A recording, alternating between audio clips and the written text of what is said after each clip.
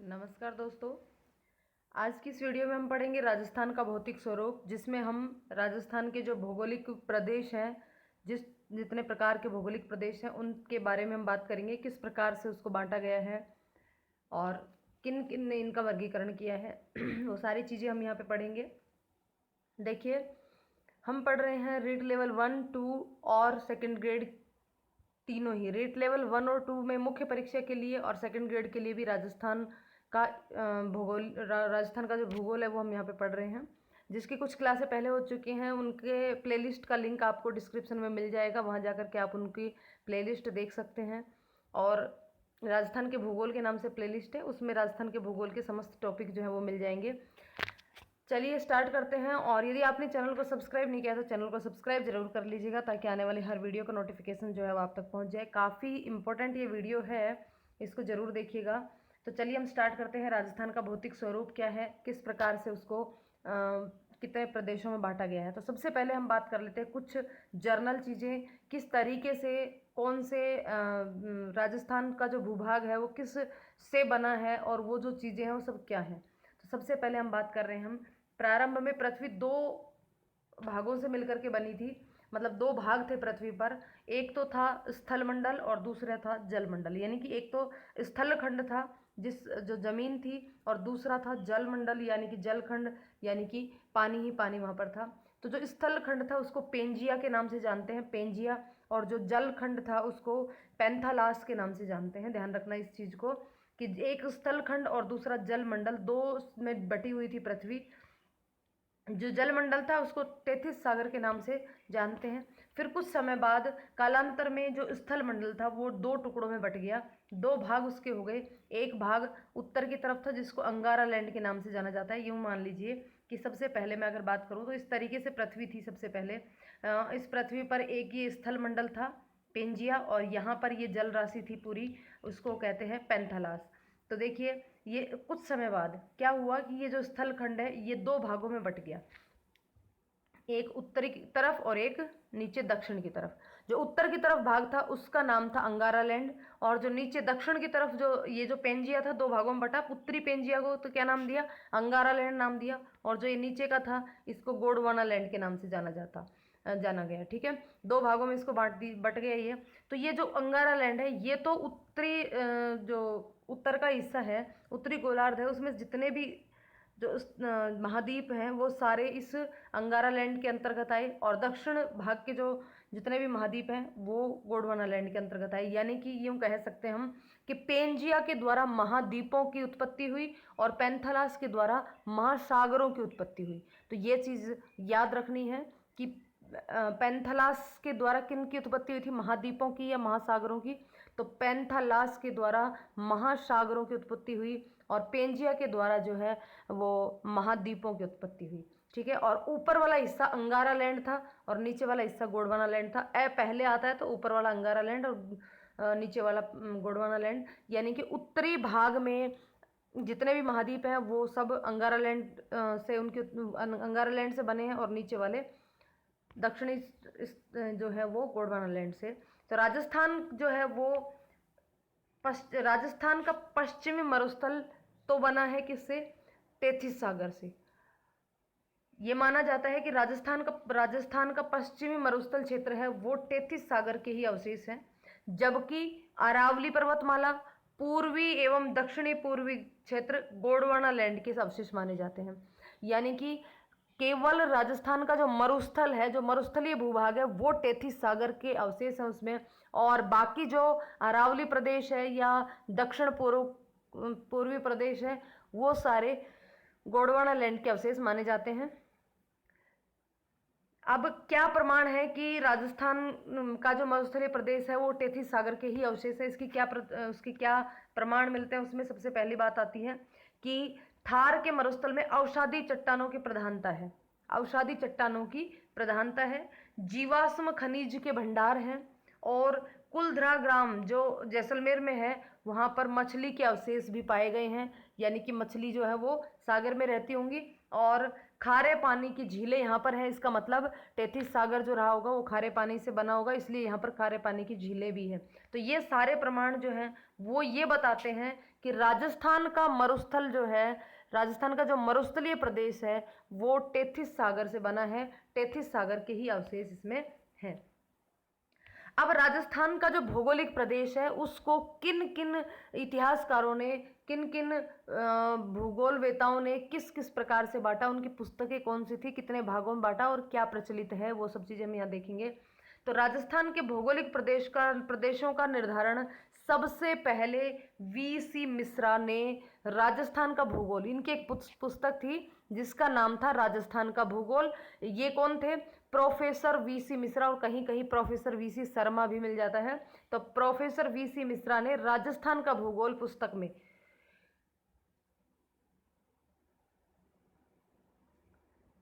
राजस्थान के भौगोलिक प्रदेशों का निर्धारण किया।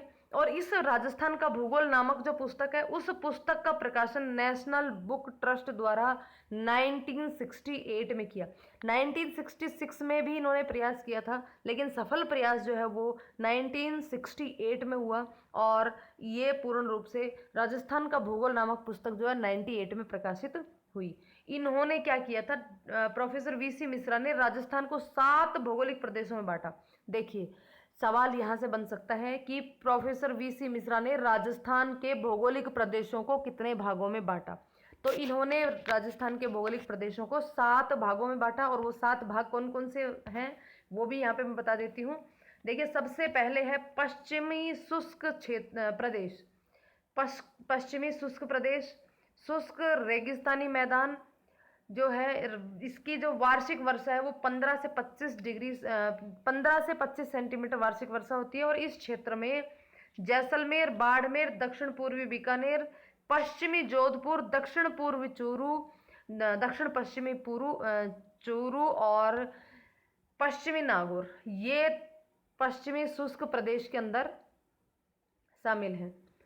देखिए, दूसरा है अर्ध शुष्क प्रदेश, अरावली के पश्चिम का शुष्क प्रदेश, जहां पर वार्षिक वर्षा 25 सेंटीमीटर होती है।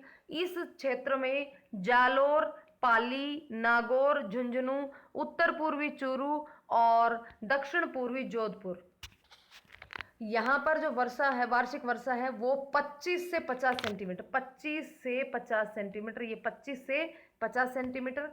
जबकि पश्चिमी शुष्क प्रदेश या शुष्क रेगिस्तान मैदान में जो वर्षा थी वो 15 से 25 सेंटीमीटर थी।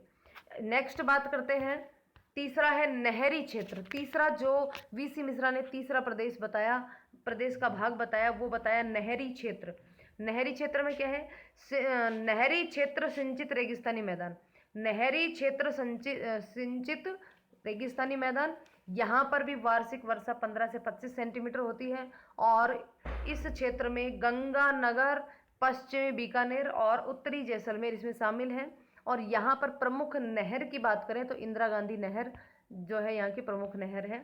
नेक्स्ट है अरावली प्रदेश, चौथा बताया अरावली प्रदेश। तो अरावली की पहाड़ियाँ, जहाँ पर वार्षिक वर्षा 30 से 60 सेंटीमीटर, इसमें शामिल हैं उदयपुर, दक्षिण पूर्वी पाली, पश्चिमी डूंगरपुर, ये इस प्रदेश में अरावली प्रदेश में, यानी कि अरावली की पहाड़ियों में ये शामिल होते हैं। उसके बाद पांचवा बताया उसने पूर्वी कृषि औद्योगिक प्रदेश, पूर्वी कृषि औद्योगिक प्रदेश, यानी कि 7 खंडों में से पांचवा खंड बताया पूर्वी कृषि औद्योगिक प्रदेश।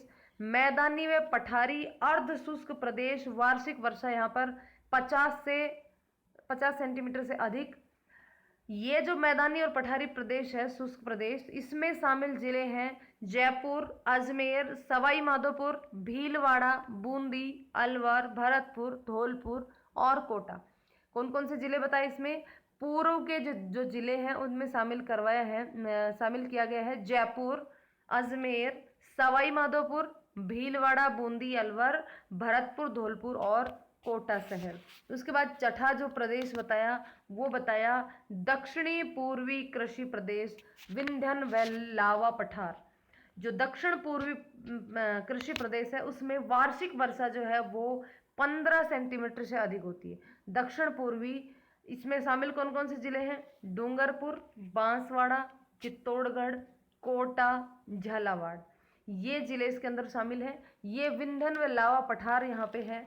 नेक्स्ट और लास्ट बताया सातवां, चंबल बीहड़ प्रदेश, यानी कि चंबल नदी के जो आसपास का क्षेत्र है, जो बीहड़ क्षेत्र है, वो इस प्रदेश के अंदर शामिल किया गया है, जहाँ की वार्षिक वर्षा 50 सेंटीमीटर से अधिक है। और इसमें सवाई माधोपुर और जोधपुर कहाँ से आ गया ये, इसमें सवाई माधोपुर और धौलपुर, ये धौलपुर होगा यहाँ पे, का क्षेत्र इसमें शामिल किया गया है। चंबल बीहड़ प्रदेश में सवाई माधोपुर और धौलपुर, जोधपुर नहीं है, ये शामिल किए गए हैं। तो ये 7 प्रदेश जो है वो वापस से एक बार देख लेते हैं। किसने बताई ये वीसी मिश्रा ने बताए 7 भौगोलिक प्रदेश।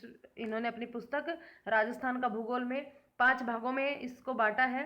पहला, पश्चिमी शुष्क प्रदेश या शुष्क रेगिस्तानी मैदान।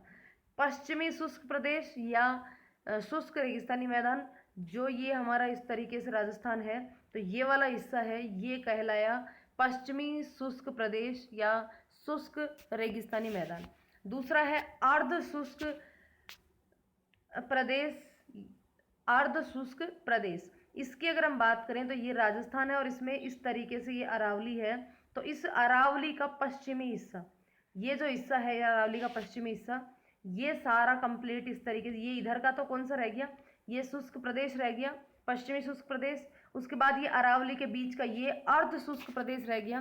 तीसरा है नहरी, तो नहरी में ये ऊपर ऊपर का हिस्सा रह गया, तीसरा नहरी क्षेत्र जो कि नहर द्वारा सिंचित क्षेत्र है वो। उसके बाद अरावली प्रदेश रह गया। इस तरीके से अगर हम राजस्थान देखें तो अरावली प्रदेश रह गया, ये वाला हिस्सा अरावली का रह गया। फिर पूर्वी औद्योगिक प्रदेश जो कि मैदानी पठारी भाग है, उसमें यहाँ से ये कंप्लीट हिस्सा उसके अंदर आ गया, ये सब चीज़ें, ये पूर्वी कृषि मैदान औद्योगिक प्रदेश में। उसके बाद है दक्षिण पूर्वी कृषि प्रदेश, विंध्यन व लावा पठार, तो इसके अंतर्गत यहाँ पे जो है ये वाला हिस्सा जो है ये इसके अंदर शामिल किया गया। और 7वां है बीहड़ प्रदेश, तो ये बीहड़ प्रदेश इसके अंदर शामिल किया गया है। बीहड़, चंबल नदी के जो बीहड़ है वहाँ पर सवाई माधोपुर और धौलपुर के आसपास का क्षेत्र। तो ये तो बताया वीसी मिश्रा ने। उसके बाद जो प्रयास किया गया राजस्थान के भौगोलिक क्षेत्रों को वर्गीकरण करने का, वो किया गया प्रोफेसर रामलोचन सिंह के द्वारा। प्रोफेसर रामलोचन सिंह के द्वारा 1971 में भारत का प्रदेशीकरण करते हुए राजस्थान को 2 बड़े प्रदेशों में उन्होंने बांटा। 2 बड़े प्रदेशों में बांटा किसने, प्रोफेसर रामलोचन सिंह ने।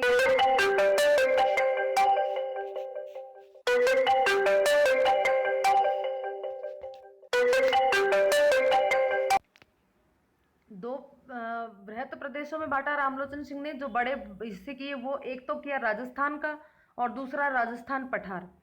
अब इन 2 हिस्सों के भी 4 उपक्षेत्र बनाए और 12 लघु प्रदेशों में इसको विभाजित किया गया। तो रामलोचन सिंह के वर्गीकरण अगर पूछे तो सबसे पहले तो 2 बड़े प्रदेश बनाए, फिर उसके बाद 4 उपक्षेत्र बनाए और 12 लघु प्रदेशों में इसको विभक्त कर दिया गया। उसके बाद एक अन्य विभाजन किया प्रोफेसर तिवारी और सक्सेना ने, जो कि राजस्थान का प्रादेशिक भूगोल, इनकी पुस्तक 1994 में प्रस्तुत किया गया ये वर्गीकरण। तो राजस्थान के वर्गीकरण में सबसे पहले नाम आता है professor VC Mishra. Second number पे जो कि 1968 में उनकी पुस्तक में वर्गीकरण किया गया। सेकंड नंबर पे आता है प्रोफेसर रामलोचन सिंह, जिनका 1971 में ये याद रखने हैं। और उसके बाद तीसरा विभाजन आया प्रोफेसर तिवारी और सक्सेना का, जो कि 1994 में, और इनकी पुस्तक का नाम था राजस्थान का प्रादेशिक भूगोल। जबकि बीएस मिश्रा की जो पुस्तक थी वीसी मिश्रा की, उनका नाम था राजस्थान का भूगोल, इसमें राजस्थान का प्रादेशिक भूगोल। ठीक है, अब ये तो इन्होंने अपने अपने वर्गीकरण दिए गए। सामान्य तौर पर राजस्थान को 4 भौगोलिक क्षेत्रों में बांटा गया है, भौगोलिक प्रदेशों में बांटा गया है, जिनका हम अध्ययन यहाँ पे करेंगे। तो वो 4 भौगोलिक प्रदेश कौन कौन से हैं? सबसे पहला है मरुस्थलीय प्रदेश, दूसरा है अरावली पर्वतीय प्रदेश, तीसरा है मैदानी प्रदेश और चौथा है दक्षिण पूर्वी पठारी प्रदेश। मरुस्थलीय प्रदेश, अरावली प्रदेश, मैदानी प्रदेश और दक्षिण पूर्वी पठारी प्रदेश। अगर हम यहाँ पे इस तरीके से इसमें देखें, अगर राजस्थान के नक्शे को इस तरीके से, ये देखिए इस तरीके से, यहाँ से यूं है हमारी अरावली, तो ये अरावली के इधर का जो पूरा भाग है ये तो मरुस्थलीय प्रदेश रह गया, जिसके अंदर 12 जिले शामिल हैं। फिर उसके बाद सेकंड नंबर का ये अरावली प्रदेश रह गया। थर्ड नंबर का ये मैदानी भाग, और फोर्थ नंबर का ये नीचे का क्या रह गया, दक्षिण पूर्वी पठारी प्रदेश। ठीक है, एक मिनट इसकी मैं वो दिखा देती हूँ आपको पूरा। ये देखिए भौगोलिक प्रदेशों का वर्गीकरण साफ साफ यहाँ पे दिख रहा होगा। ये कंप्लीट जो है अरावली का जो अरावली क्षेत्र है, ये अरावली क्षेत्र, तो ये तो अरावली पर्वतीय प्रदेश हो गया। इधर का ये पूरा पश्चिम मरुस्थलीय प्रदेश, और ये कंप्लीट पूर्व मैदानी भाग, और नीचे का ये रह गया क्या हमारा दक्षिण पूर्वी पठारी भाग। तो इस तरीके से चार मुख्य रूप से 4 भौतिक प्रदेशों के अंदर इसको शामिल किया गया है। इसके बाद एक बार राजस्थान के प्रदेशों को कालखंड के अनुसार उनका सही क्रम, जो किस किस काल में किस किस प्रकार से कौन से भौतिक प्रदेशों की उत्पत्ति हुई है, उसके आधार पर अगर देखा जाए तो सबसे पहले नंबर आता है अरावली पर्वतीय प्रदेश की सबसे पहले उत्पत्ति हुई है अरावली पर्वतीय प्रदेशों की। उसके बाद अरावली के बाद हुई है पठारी भाग की, दक्षिण पूर्वी पठारी भाग, और उसके बाद मैदान यानी कि पूर्वी मैदान, और सबसे लास्ट में पश्चिमी मरुस्थलीय प्रदेश। अब हम चलते हैं इन जो भाग हैं 4 प्रदेश हैं, इनका हम वर्गीकरण करेंगे, यानी कि इनको पूरा डिटेल से पढ़ेंगे, बिल्कुल एक एक चीज़ को ध्यान में रखते हुए। तो चलिए स्टार्ट करते हैं। राजस्थान का मरुस्थलीय प्रदेश यानी कि पश्चिमी मरुस्थलीय प्रदेश, जिसकी उत्पत्ति तैतीस सागर से मानी जाती है, यानी कि राजस्थान का जो मरुस्थलीय प्रदेश है उसकी उत्पत्ति किससे मानी जाती है, तैतीस सागर के अवशेष है वो उनसे उसकी उत्पत्ति मानी जाती है। इसका जो काल है वो नियोजोइक काल माना जाता है। नियोजोइक महाकल्प के प्लीस्टोसिन युग में इसकी उत्पत्ति का काल माना गया है। इसका जो क्षेत्रफल है वो है, कंप्लीट क्षेत्रफल जो है वो है 2,09,042 वर्ग किलोमीटर। संपूर्ण मरुस्थलीय भाग का क्षेत्रफल 2 लाख के आसपास है, 2,09,042 वर्ग किलोमीटर। जबकि राजस्थान में जो है इसका जो क्षेत्रफल है वो है 1,75,000 वर्ग किलोमीटर। देखिए जो राजस्थान में मरुस्थलीय भूभाग है उसको थार का मरुस्थल कहते हैं, और ये जितना राजस्थान में है उसी के साथ साथ ही पाकिस्तान में, भारत और पाकिस्तान दोनों ही जगह पर मतलब इसका काफ़ी बड़ा हिस्सा भारत में है, और उसके बाद सेकंड नंबर पे है पाकिस्तान में इसका हिस्सा है।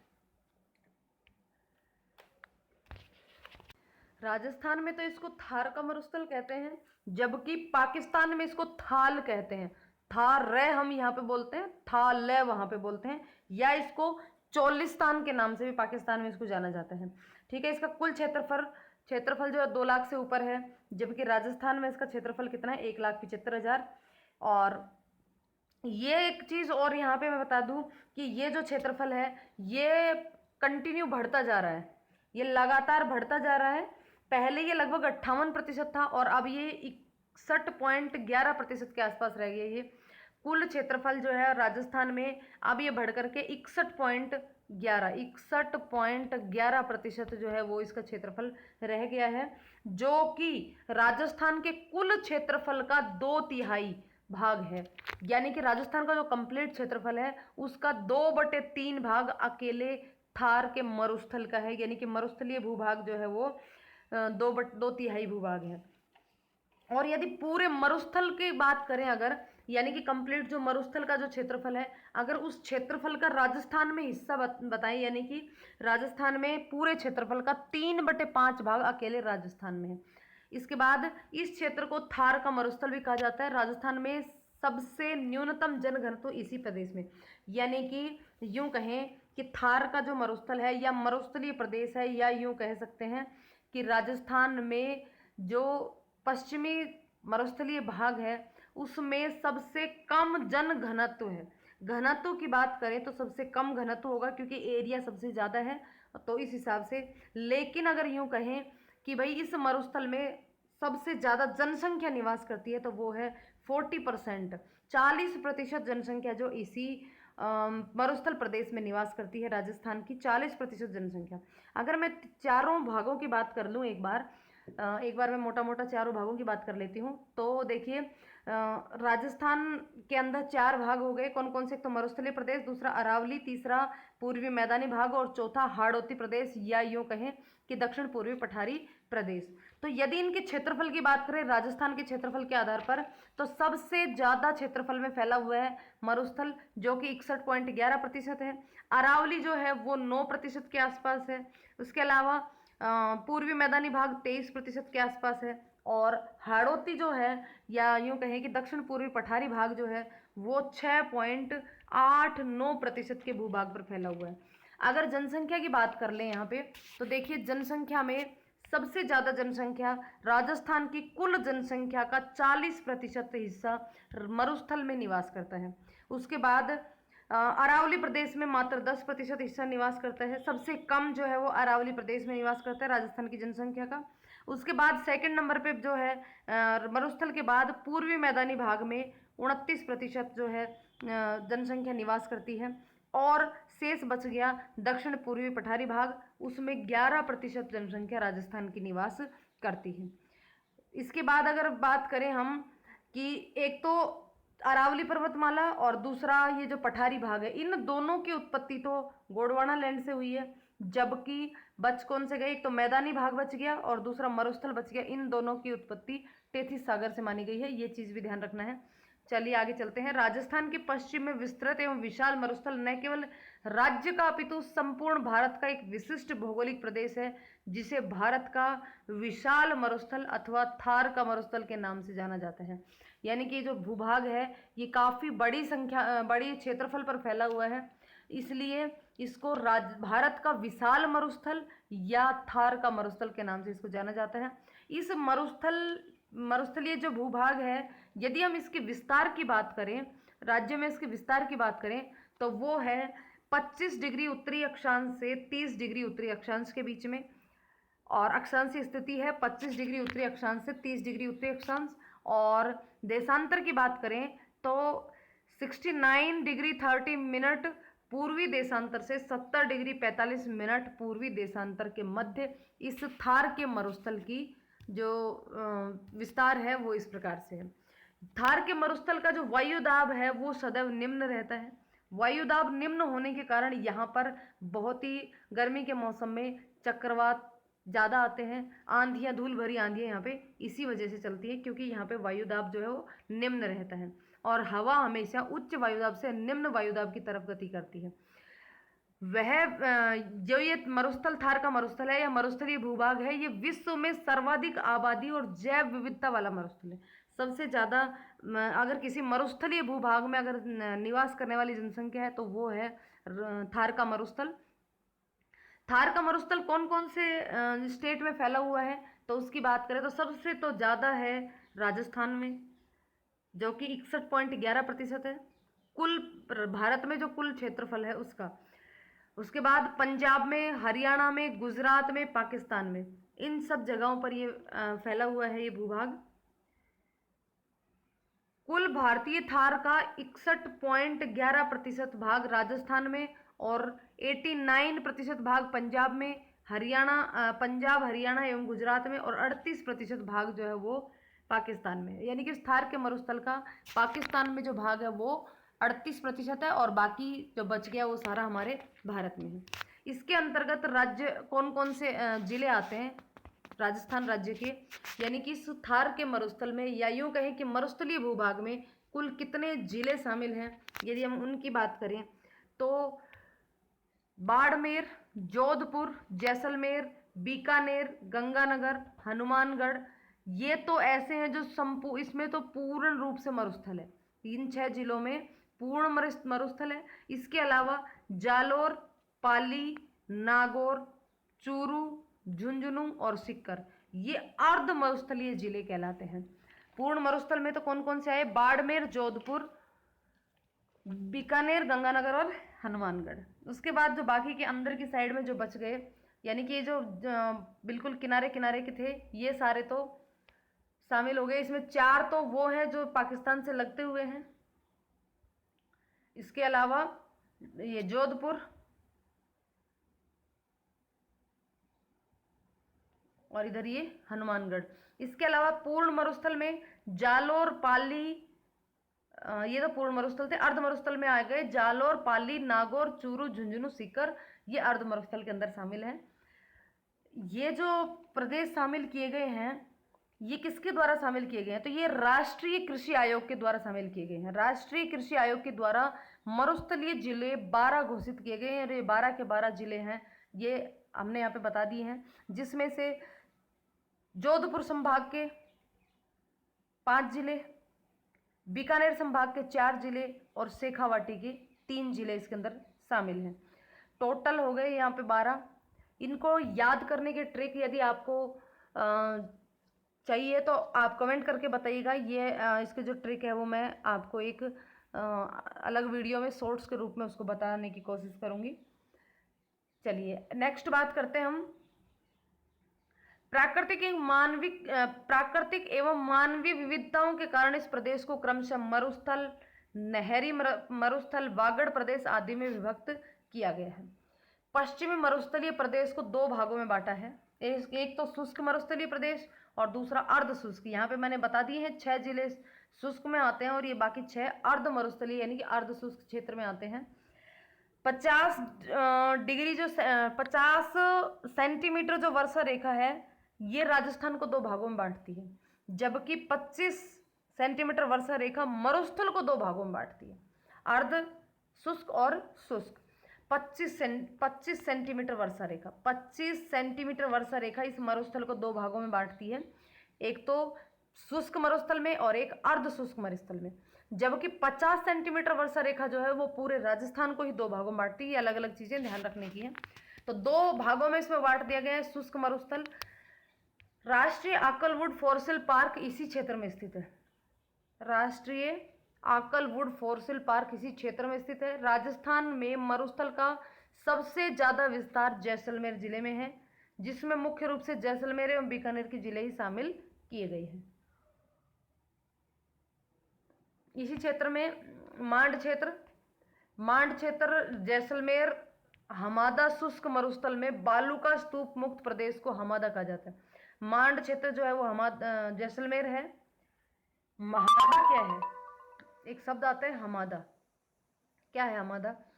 शुष्क मरुस्थल में बालू का स्तूप मुक्त क्षेत्र प्रदेश को हमादा कहते हैं। यह पथरीला चट्टानी मरुस्थल है। इस क्षेत्र में सेज की स्थापना की गई है। सेज मतलब सोलर एनर्जी एंटरप्रेन्योरशिप जोन। इसके बाद दूसरा भाग आया इसका अर्ध शुष्क मरुस्थल। तो अर्ध शुष्क मरुस्थल में जो बाकी के जो 6 जिले हैं उसमें उनको भी 4 भागों में बांट दिया गया है।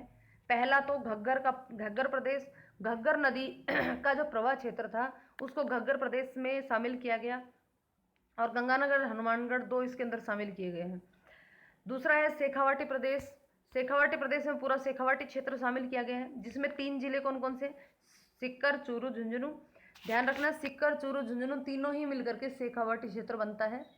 इस क्षेत्र में राजस्थान की आंतरिक प्रवाह की दूसरी सबसे बड़ी नदी कांतली नदी बहती है। सबसे बड़ी तो राजस्थान में आंतरिक प्रवाह की नदी घग्गर है, जो कि घग्गर प्रदेश में शामिल हो गया, और दूसरी नदी है जो शेखावाटी में बहती थी वो है कांतली नदी, जो कि आंतरिक प्रवाह की दूसरी सबसे बड़ी नदी है।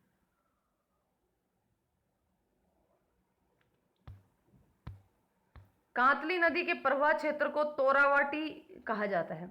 कांतली नदी जो है उसका प्रवाह क्षेत्र है उसको क्या कहते हैं? तोरावाटी। इस नदी के किनारे गणेश्वर सभ्यता का विकास हुआ और शेखावाटी क्षेत्र में पाए जाने वाले कच्चे कुएं जो है वो जोहड़ कहलाए और पक्के कुओं को नाड़ा जो है वो कहते हैं। यहाँ पर ये शब्दावली भी दी है। तो गणेश्वर सभ्यता जो है वो कांतली नदी के किनारे पर ही विकसित हुई। उसके बाद तीसरा जो है इसका भाग वो हुआ, 4 भागों में विभक्त किया था, तो तीसरा भाग हुआ नागौरी उच्च भूमि। अरावली से पृथक होकर के पृथक जो पहाड़ी क्षेत्र है, अरावली की पहाड़ियों से अलग जो पहाड़ी क्षेत्र है उसको नागौरी उच्च भूमि कहा जाता है। नागौरी उच्च भूमि, जिसमें नागौर जिला शामिल है। इसमें भी 3 पर्वत श्रेणियां पाई जाती हैं। इस नागौरी उच्च भूमि में 3 पर्वत श्रेणियां पाई जाती हैं। एक तो मकराना श्रेणी, जहां पर संगमरमर जमाव क्षेत्र है। दूसरा मांगलोद श्रेणी, जिसमें जिप्सम का जमाव क्षेत्र है। तीसरा जायद श्रेणी जिसमें फ्लोराइड क्षेत्र है, और फ्लोराइड युक्त जल पट्टी को कुबड़ पट्टी कहते हैं, क्योंकि काफ़ी अधिक मात्रा में फ्लोराइड होने के कारण यहाँ के लोगों की हड्डियों में विकृति उत्पन्न हो जाती है और उनके कुबड़ निकल जाता है। इसलिए इस फ्लोराइड युक्त जल पट्टी को क्या कहा है? कुबड़ पट्टी के नाम से जाना जाता है। उसके बाद नागौर प्रदेश के बाद आता है गोडवाड़ प्रदेश। तो लूणी नदी के प्रवाह क्षेत्र को गोडवाड़ प्रदेश कहते हैं। घग्गर प्रदेश घग्गर नदी के, उसके बाद दूसरा आया था कांतली नदी का क्षेत्र शेखावाटी प्रदेश। तीसरा है नागौरी उच्च भूमि, और चौथा है गोडवाड़ प्रदेश। तो ये लूणी नदी का जो प्रवाह क्षेत्र है उसको गोडवाड़ प्रदेश कहा। इसमें 4 जिले शामिल किए गए, जालोर, पाली, जोधपुर, बाड़मेर। जालोर, पाली, जोधपुर और बाड़मेर इसके अंदर शामिल किए गए। इस क्षेत्र में 56 की पहाड़ियां बाड़मेर में पाई जाती हैं। 56 की पहाड़ियां हैं ये इसी क्षेत्र में पाई जाती हैं।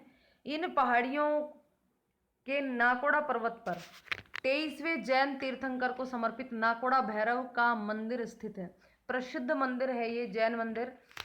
तो ये 56 की पहाड़ियां जिनको नाकोड़ा पर्वत के नाम से भी जाना जाता है, उसी पर स्थित 23वें, यहाँ पर ध्यान रखना है कौन से, 23वें जैन तीर्थंकर समर्पित नाकोड़ा भैरव का मंदिर स्थित है।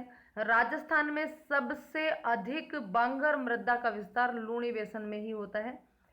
ग्रेनाइट पर्वत, जालोर डोरा पर्वत, यह जालोर में जसवंतपुरा पहाड़ियों में स्थित पश्चिमी राजस्थान की सबसे ऊंची चोटी है, जिसकी ऊंचाई लगभग 869 मीटर है। पीपलूंद ग्राम जो है यह पश्चिमी राजस्थान में सबसे ज़्यादा वर्षा वाला स्थान है, इसलिए इसे पश्चिमी राजस्थान का माउंट आबू भी कहते हैं। यहाँ हल्देश्वर महादेव का मंदिर भी है। मिट्टी रेतली बलुई मिट्टी प्रमुख इसकी वनस्पति, इसमें मिट्टी में तो मिट्टी, अगर इसकी राजस्थान की मिट्टी, इसकी मरुस्थलीय प्रदेश की मिट्टी की बात करें तो रेतीली बलुई मिट्टी, और यदि वनस्पति की बात करें तो मरुदभिद यानी कि जीरोफाइटस। और राजस्थान की प्रमुख घास की बात करें तो राजस्थान में प्रमुख घास है सेवण घास, धामण घास, करड़ घास, अंजन, बुर, सुगनी। ये प्रमुख घासों के नाम हैं जो कि मरुस्थल में पाई जाती हैं। मरुस्थलीय मरुदभिद जो वनस्पति है उसमें पाई जाने वाली प्रमुख घासों में शामिल हैं सेवण, धामण, करड़, अंजन, बुर, सुगनी।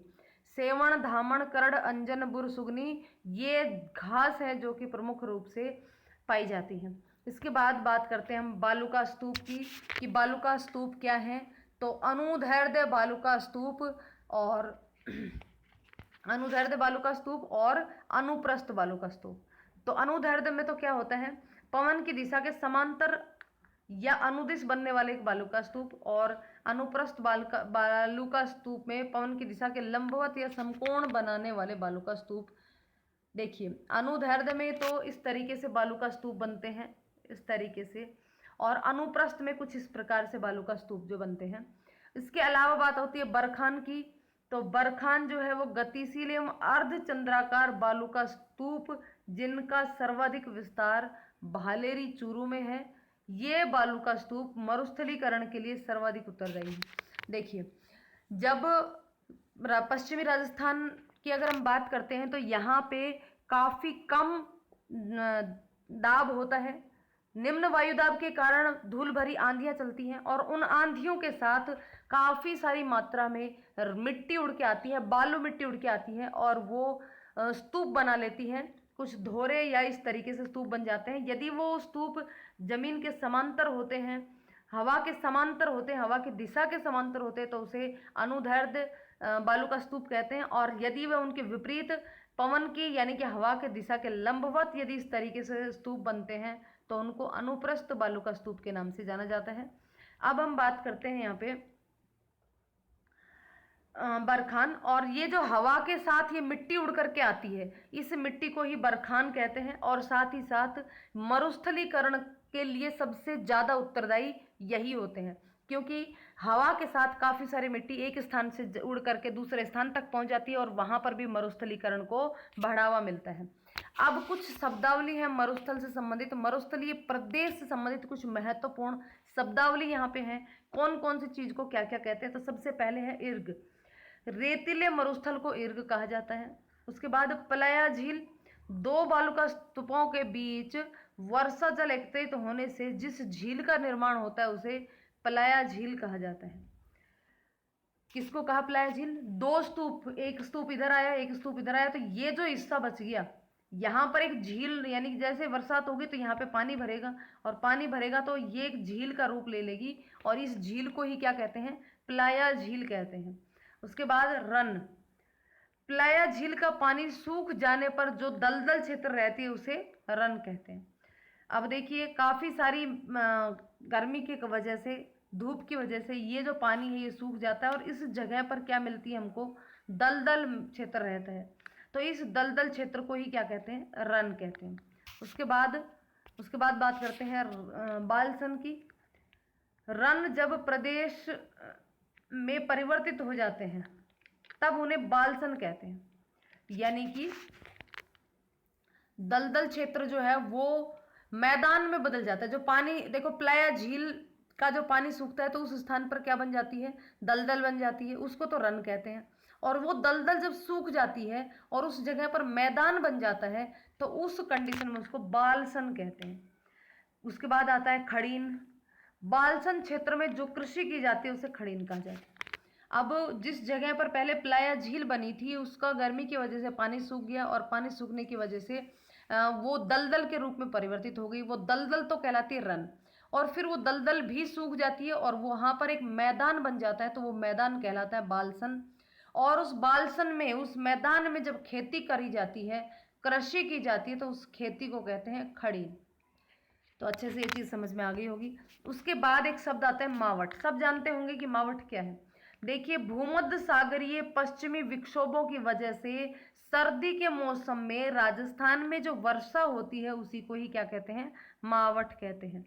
ठीक है, यानी कि ये जो वर्षा होती है कौन से विक्षोभों की वजह से होती है? तो ये पश्चिमी विक्षोभों की वजह से होती है, सर्दी के मौसम में होती है, तो इसको क्या कहते हैं? मावट कहते हैं। और राजस्थान के लिए तो ये गोल्डन ड्रॉप या सुनहरी बूंदे इसको कहा जाता है, क्योंकि रेगिस्तान में वैसे ही वर्षा कम होती है, और बारिश के मौसम के अलावा यदि वो भी शीत ऋतु में अगर वर्षा होती है तो वो सोने के बूंदों के जैसे होती है राजस्थान के लिए, तो इसलिए उसको गोल्डन ड्रॉप्स या सुनहरी बूंदों के नाम से जाना जाता है।